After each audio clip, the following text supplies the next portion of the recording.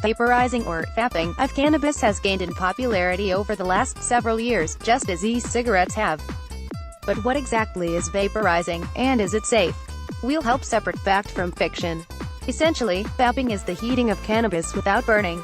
The heat releases the active ingredients into a vapor that is then released into the air in a fine mist created by a vaporizer device. Since combustion does not occur, smoke is not created. Vaporizer products vary in size and functionality. This article will focus on desktop and portable flower vaporizers. Is vaping safe? According to 2 recent survey studies, people who vape cannabis perceive it to have health benefits, and find it to be safer and less harmful to their health than smoking. Furthermore, cannabis vaporizers are specifically designed for inhalation without harmful smoke toxins. But what do researchers say? Does vaporizing reduce ingestion of potentially harmful toxins like tar, ammonia, and carcinogens found in cannabis smoke? While there is very little research on cannabis vaporizing, studies over the years have shown that vaporizing does produce fewer carcinogenic compounds than smoking marijuana because it is heated but not combusted. Although cannabis smoke is less toxic than cigarette smoke, inhalation of any combustion product is less than desirable.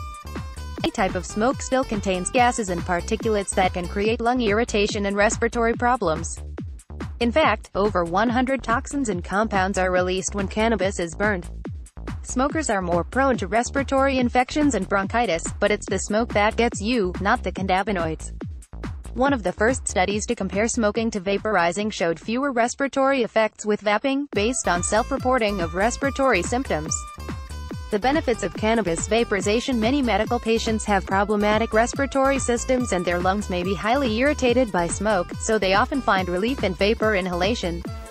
Some say vaporizers produce a more clear-headed high because smoke is not inhaled, but there are few studies that research whether vaping and smoking indeed create different types of highs. In an early study of 18 subjects, each subject either smoked or vaped one of 3 different strengths of THC, 1.7, 3.4 of 6.8%, followed by measurements of delta-9 THC in blood and carbon monoxide in expired air. While blood levels were not significantly different, expired carbon monoxide was greatly reduced when vaporization was used. In a recent 2014 study of about 100 subjects who both smoked and vaporized, consumers reported several advantages of vaporizing over smoking, including the lack of smoke smell and better taste. They also reported that the same amount of cannabis product produced more effect with vaping. After the study, nearly all participants plan to continue vaporizer use. Novice consumers also tend to prefer vaporizing because the vapor can be inhaled in short puffs rather than deep breaths. Additionally, people appreciate the added benefit that it is more discreet to use a vaporizer. Are there disadvantages to vaping? The disadvantages reported have to do with the setup of the vaporizer, preparation of the cannabis, it must be ground into a fine consistency, waiting for the vaporizer to heat up, and the cleaning required after each use. In addition to a slightly more cumbersome process, many desktop and portable vaporizers are too expensive for casual consumers, although in the long run, vaporizers can save you money on cannabis. Vape temperature matters. A 2009 study was one of the first to look at variable temperatures and vaporizing. Like earlier studies, this 2009 study not only showed fewer harmful byproducts in vaping versus smoking, but also showed that temperature matters. In this study, cannabis was vaporized at 3 different temperatures: 338 degrees Fahrenheit, 392 degrees Fahrenheit, and 446 degrees Fahrenheit, with the cannabinoid to byproduct ratio measured using high-performance liquid chromatography (HPLC).